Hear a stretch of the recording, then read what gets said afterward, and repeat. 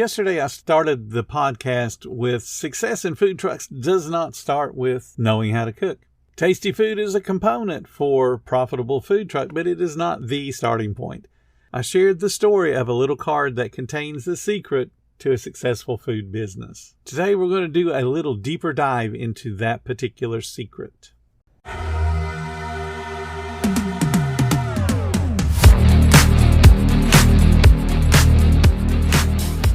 Welcome to the 10-Minute Food Truck Training Podcast. My name is Bill Moore. I am a food truck business coach, author of 5 food truck vending books, including Food Truck 101 and Food Truck 201. This podcast is all about helping you start and grow your food truck business.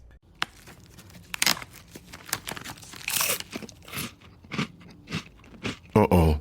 The last cookie. You can get a new box of cookies in as fast as an hour with Walmart Express Delivery. Are you my guilty self-conscience? No, I'm the voice offering you promo code EXPRESS for free delivery on your first order. Hey, who ate my cookies? You mean, these cookies? Order now. Welcome to your Walmart. Promotion valid for first express delivery order. $50 minimum subject to availability. Restrictions apply.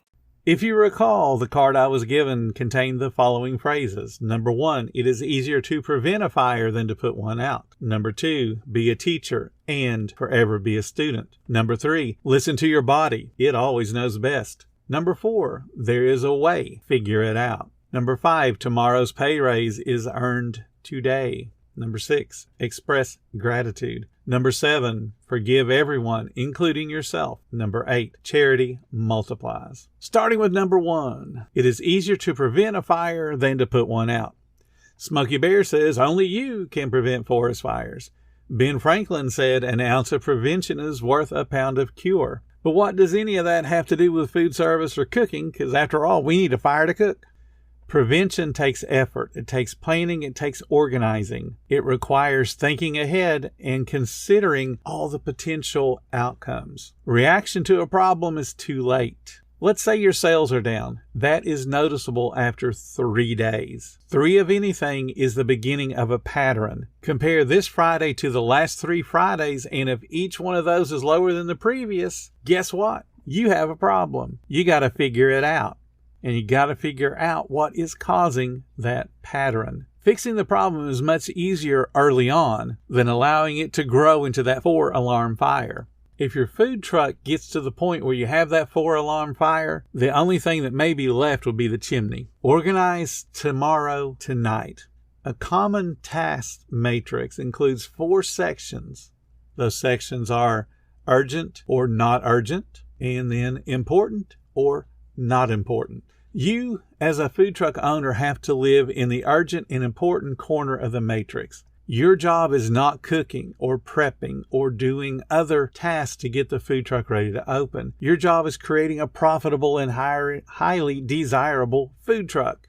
Delegate urgent but not important tasks, and then follow up on those results. Teach or train the not urgent but important tasks and follow up on them as well. That last group of not urgent and not important, that's where a lot of faltering food truck owners live. This is busy work. This is something that's accomplished. It makes you feel good because you accomplished something, but it doesn't move the business forward. You as a food truck owner need to live in the urgent and important corner of that matrix. That puts you in the fire prevention realm rather than living in the not urgent, not important, because that's where the fires start, because you're not in the right place.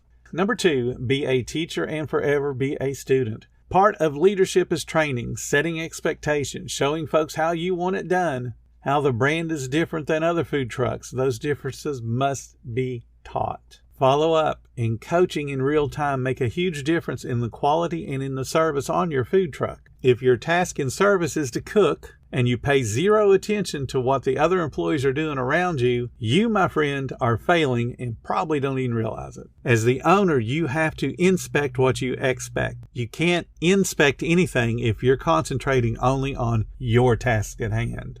The second half, be a student. That means always look to learn. Read business books, read cookbooks, watch training videos, join webinars, take a class. If you are not constantly improving yourself, guess what? Your team isn't either. Listen to your body. It always knows best. That's number 3. This pertains to health and instinct. We all know that we should be eating healthy. We should be getting plenty of rest. We should exercise regularly. But do we do those things? Only you know the answer about yourself.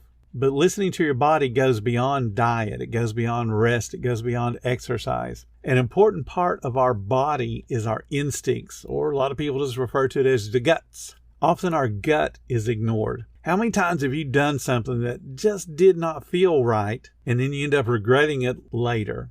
And you say, I wish I'd have listened to myself. I knew not to do that.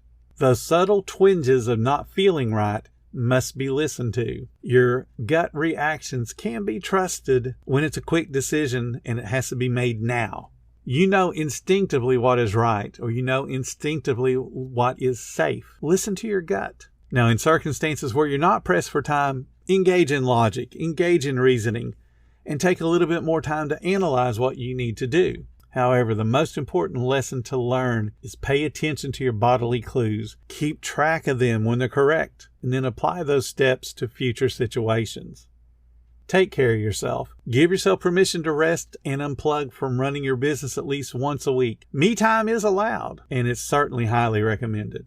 Number 4, there is a way. Figure it out. You may have heard the word impossible can be broken down into I'm possible. Once you train yourself to look for possibilities, a whole new world suddenly appears. Going to the moon was impossible 100 years ago. Now we're talking about going to Mars. Whatever the mind of man can conceive, man can achieve. You create your own limits, and you choose to live by those self-created limits. Break through your own self-created limits. There is a way. I promise you it can be done. Figure it out. Number 5, tomorrow's pay raise is earned today. This is not about money. This is about giving your all. This is about being the best you can be today and understanding the future rewards are based on what you do today, right now, in the present. You want more profit tomorrow? Figure out today how to lower your food cost, how to save on labor, how to market better, how to post on social media in a more engaging way. Sitting back and accepting the status quo never increases your pay tomorrow. Express gratitude is number 6. Zig Ziglar says, gratitude is the healthiest of all human emotions. The more you express gratitude for what you have, the more likely you will have even more to express gratitude for. There's a whole bunch of folks out there that love to wallow in self-pity, never recognizing what they actually do have. Do you have a roof over your head? Do you have a warm place to sleep? Do you have food in your belly? Do you have people that love you? Do you have people that you love? People listening to this podcast have plenty to be thankful for. Take an inventory, and I'm not talking about counting the food on the food truck. Figure out what you have in your life right now that's worthy of expressing gratitude for. There's plenty if you just sit down and think about it. And I recommend you savor what you have right now, because you never know when it could be gone. Number 7, forgive everyone, including yourself. Have you ever said, so-and-so makes me so mad I could just boil over? So my question is, why does so-and-so have control over you? You just gave so-and-so the power to control your day, to control your emotions, and perhaps even control how you interact with other people that have exactly nothing to do with so-and-so. People say these kinds of things as if there's a reward for them.